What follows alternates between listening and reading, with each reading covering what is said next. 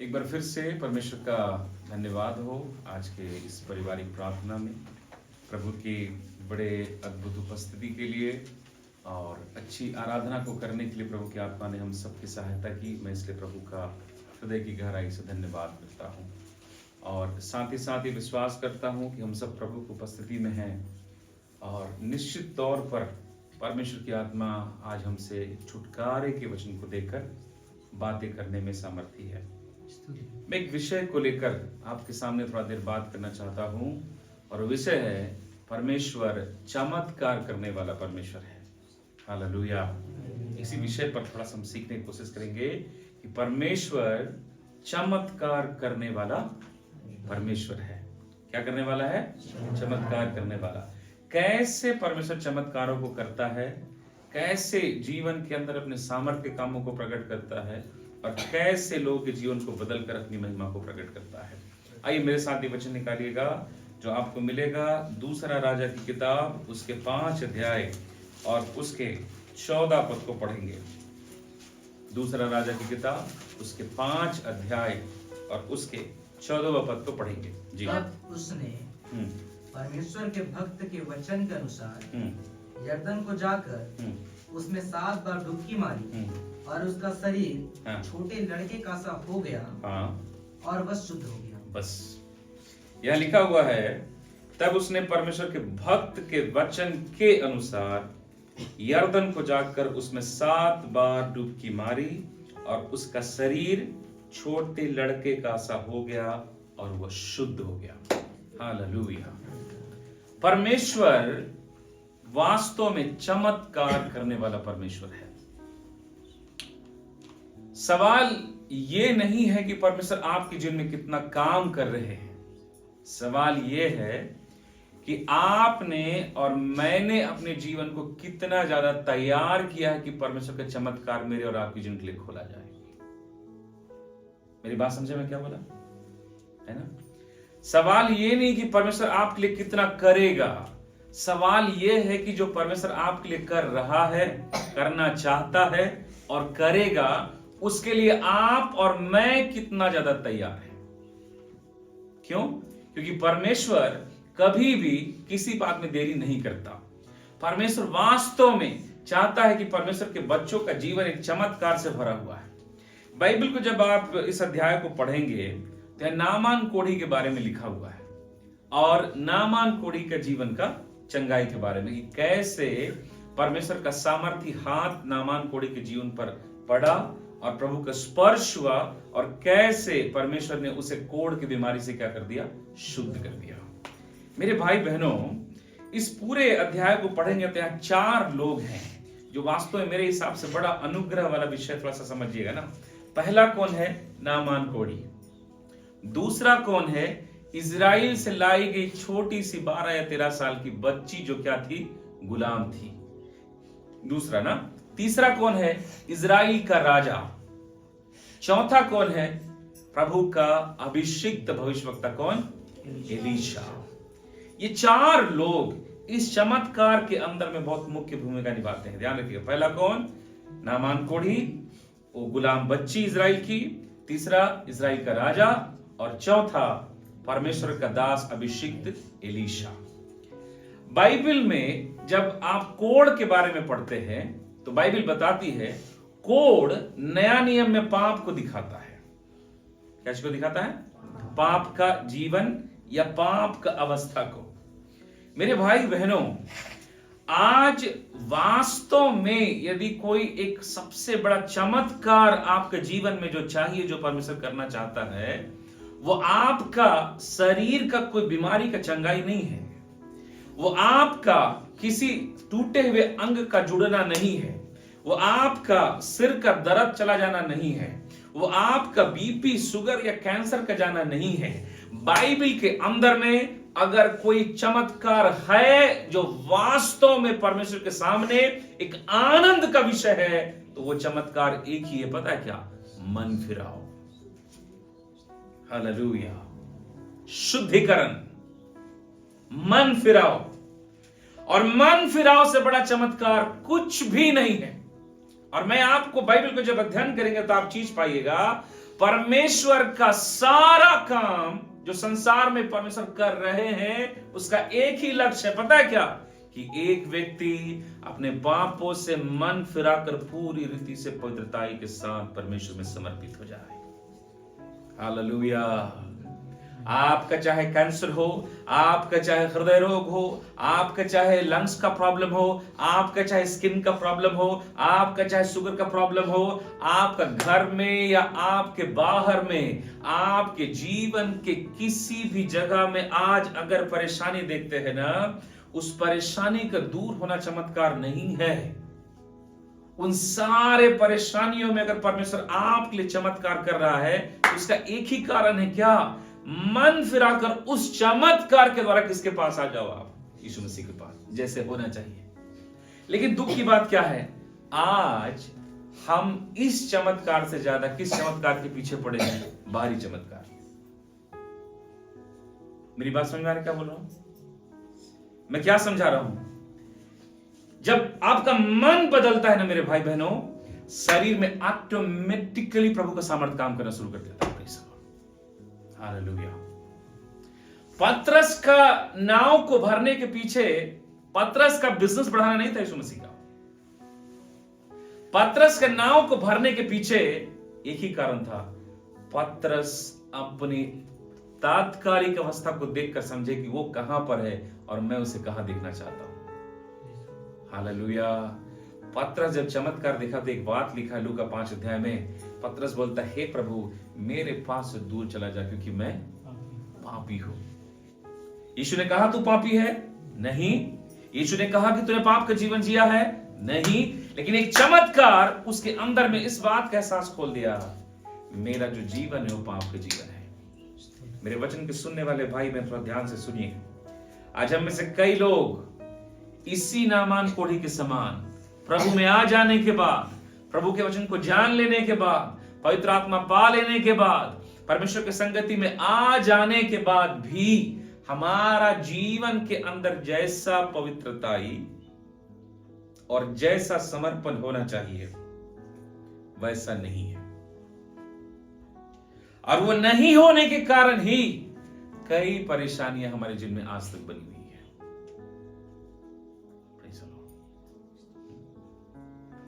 हमें यह समझने की जरूरत है कि वास्तव में हमारी आशीष, हमारा चंगाई, छुटकारा, नौकरी नहीं है।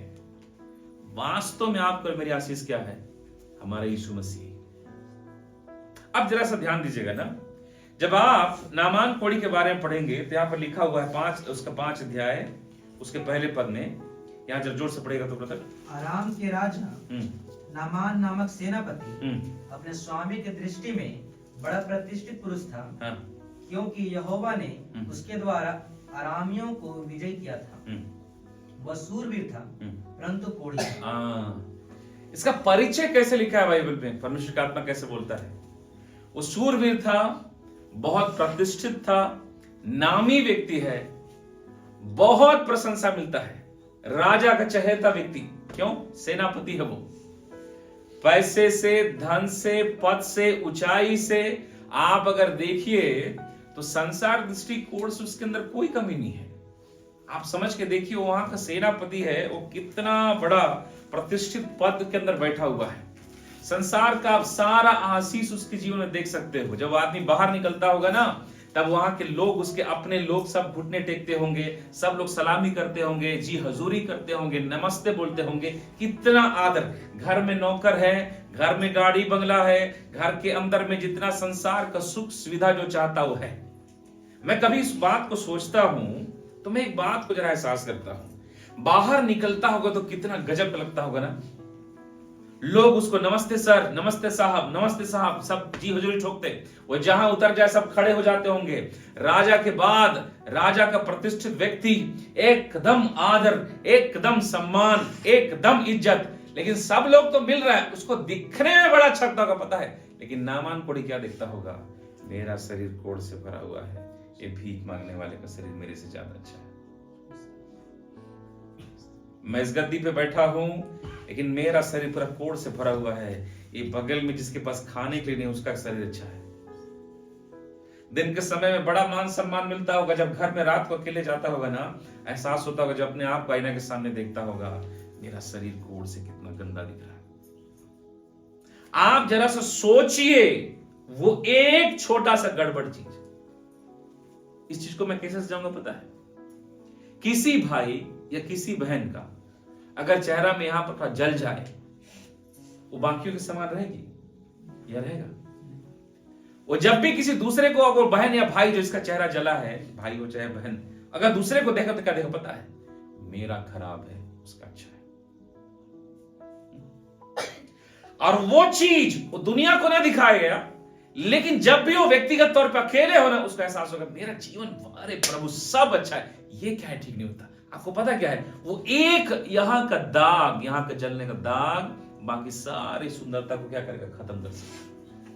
आप यही सोचिए, यही चीज उसके अंदर भी क्या, अरे सब चीज है भाई, एक चीज गड़बड़ हो गया, मैं कोड़ में हूं। मेरे भाई और मेरे बहनों, मैं एक चीज आपको समझाना चाहता हूं। हम में से कईयों का जीवन आज ऐसा ही है, पता है? हम बाहर में जब मिलते हैं, बड़ा अच्छा, बड़ा जय मसीह, बड़ा प्रार्थना, बड़ा धन्यवाद, बहुत अच्छा, लेकिन जब आप परमेश्वर के सामने अकेले में खड़ा होते होगे ना, आपको एहसास होता है परमेश्वर मैं यहाँ पे कमजोर हूँ, मेरे अंदर ये पाप है, मेरे अंदर ये लालसा है, मैं ऐसा नहीं बन पा रहा प्रभु जी, मेरा जीवन में ये ऐसा नहीं होना चाहिए प्रभु जी। ओ हालेलुया। आज मेरे और आपके जीवन में इस नामान कोढ़ी के समान कुछ ऐसी लालसाएं, कुछ ऐसी आदतें, कुछ ऐसा स्वभाव, कुछ ऐसा चाल चलन, कुछ ऐसा पाप या हालेलुया लालसा विलासा आज होगा मेरे भाई बहनों, जो आपको कहीं ना कहीं अपने आप के अंदर में एक समय पर आपके अंदर पवित्र आत्मा याद दिलाता होगा, देख तेरे अंदर ये बात है जिसको परमेश्वर नहीं देखना चाहता। आज की शाम के समय में परमेश्वर चाहता है यीशु मसीह के नाम से बाहर जाए। हालेलुया। मेरी बात समझ में आ रहा है कि नहीं आ रहा है? सब चीज है लेकिन कोड़ है। इसको नया नियम में कैसे बोलेंगे जानते हैं? प्रभु में है, प्रार्थना करते, संगति जाते, आराधना करते, अभी भी संपूर्ण समर्पण नहीं है, अभी भी जीवन में छिपा पाप है, अभी भी जीवन में कुछ आदतें जिसको निकाला जाना चाहिए, अभी भी कुछ चीज को सुधारा जाना चाहिए। Praise the Lord. हालेलुया। कल हम जब प्रार्थना करने गए थे, मैं जय से प्रार्थना कर रहा था, प्रभु की आत्मा ने मुझसे कहा इसके जीवन में एक आदत है जिसको मैं देखना नहीं चाहता। मैं उस अंकल को, उस समय सब भीड़ में थे तो बोला नहीं उस समय में, लेकिन मेरे भाई बहनों, मैंने एक बात का एहसास किया, परमेश्वर छोटे छोटे जीवन के पापों को भी बड़ा ध्यान देता है। हालेलुया। क्योंकि वो आपके और मेरे लिए छोटे होंगे, शैतान के लिए नहीं है। शैतान उसी बात पे क्या लगाएगा? दोष लगाएगा। अब ये व्यक्ति कैसा है? सब चीज है लेकिन कोढ़ है। यह है नामान की अवस्था। दूसरा, जब आप उसका वचन 3 और 4 को पढ़ेंगे तो वचन में लिखा है, आरामी लोग दल बांधकर इजराइल पर हमला करते हैं और वहां से एक छोटी लड़की को बंदी बनाकर अपने साथ ले आता है, और नामान की पत्नी का क्या करती थी? वो लड़की सेवा टहल करती थी, है ना? इजराइल की एक छोटी सी लड़की, मान के चलिए कि 10 से 12 साल की लड़की।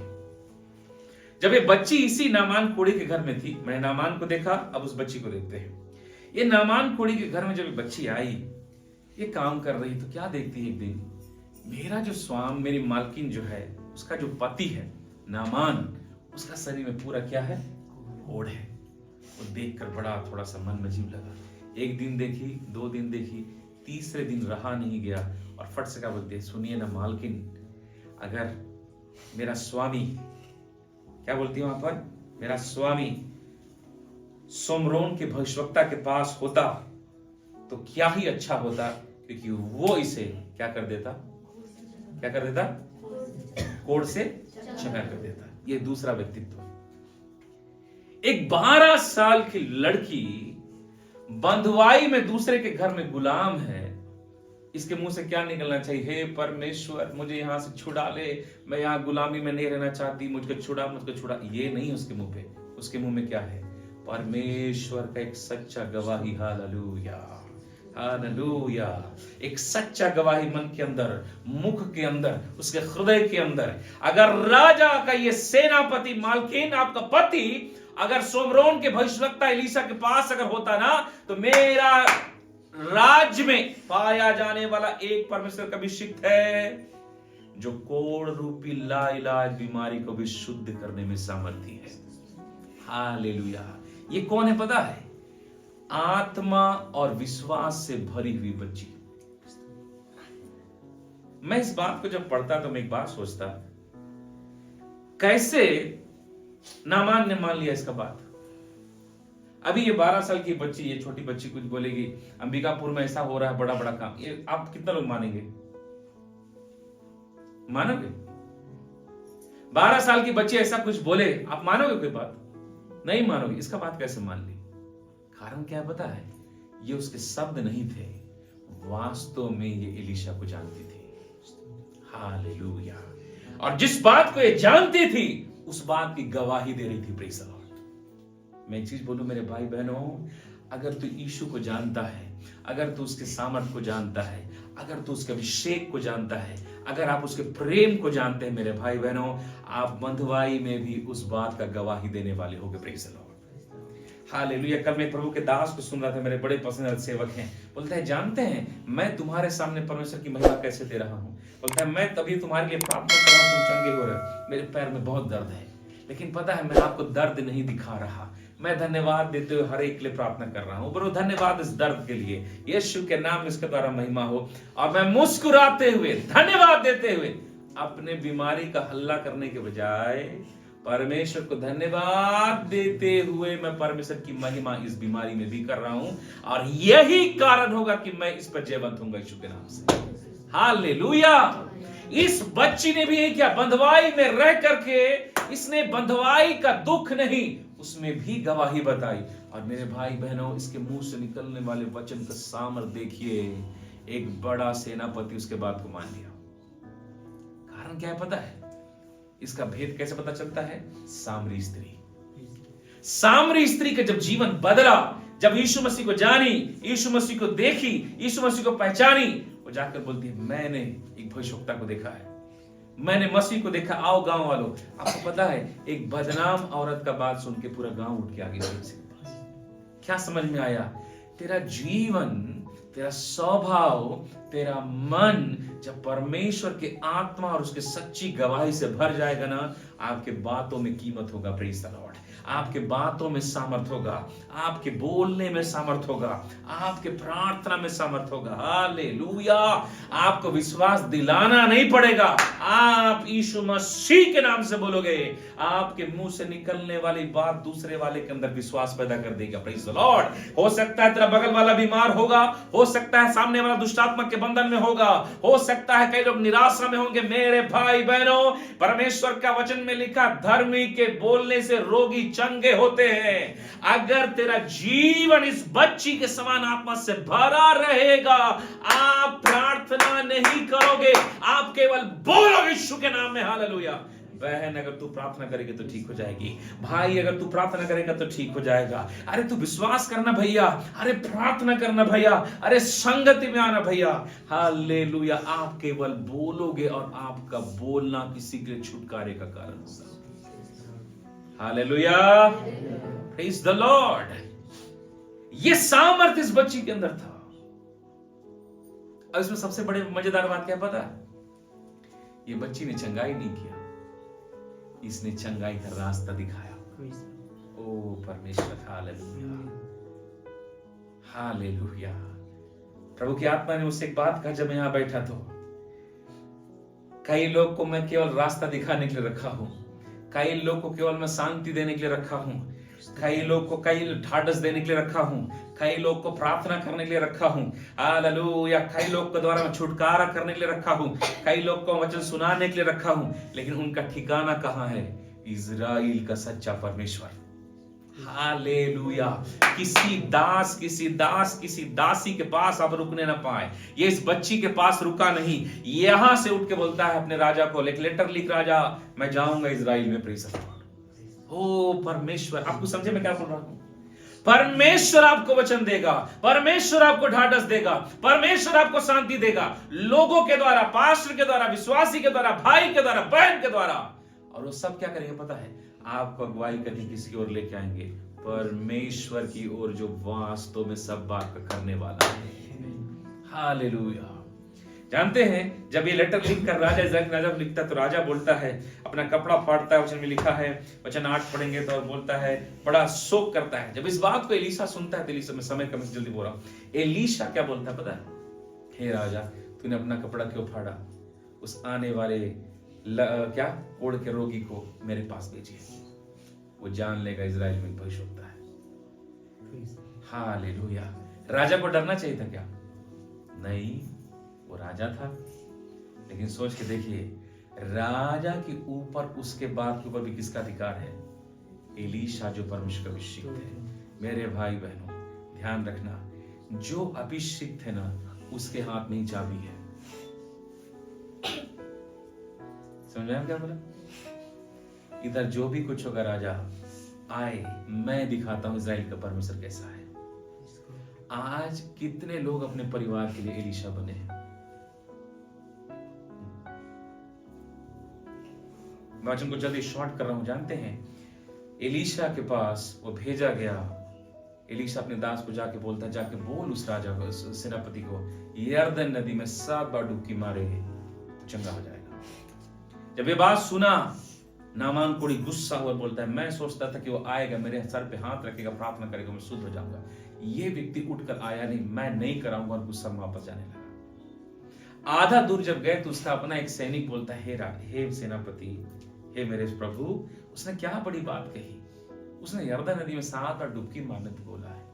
मैं जी बताऊं, कई बार हमारा अपना सोच ना हमारे जीवन का आशीष को खत्म करता है। ऐसा होना चाहिए, वैसा, यही सोच के आया था ना भाई, आएगा, हाथ रखेगा, फिर मैं ठीक हो जाऊंगा। अपना सोच के साथ मत आइए, नील होके, शून्य होके प्रभु के पास आइए। ये सोचे कि प्रभु तू जो करना चाहता है कर, मैं यीशु मसीह के नाम से तैयार हूं। हालेलुया। उस व्यक्ति के बात के चलते क्या हुआ? राजा सेनापति का मन थोड़ा पिघला, प्रभु का आत्मा ने काम किया, और बाइबल में कहती है यरदन नदी में 7 बार डुबकी मारा, और उसका शरीर, जो हम वचन 14 पढ़े, एक बच्चे के समान हो गया। हालेलुया। मैं एक बात बोलना चाहूंगा, पानी ने नामान कोढ़ी के कोढ़ को शुद्ध नहीं किया, उस वचन ने किया जो एलीशा ने कहा था। और इसका प्रभाव जानते हैं क्या है? इसका प्रभाव आगे लिखा है 15 का अंतिम पद से। जब वापस लौटा तो बोलता है, सुन, अब मैं जान लिया है कि समस्त पृथ्वी में इज़राइल को छोड़ और कहीं परमेश्वर नहीं। हालेलुया। उसने ये नहीं कहा, मैं जान गया हूं इज़राइल में कभी शिख भविष्यवक्ता है। ना ना ना ना ना, he never said that। उसने क्या बोला? इज़राइल में परमेश्वर को छोड़कर कोई नहीं। हालेलुया। ये एक सच्चे भक्त का निशाना, लक्ष्य। एक व्यक्ति किसको जाने? परमेश्वर को।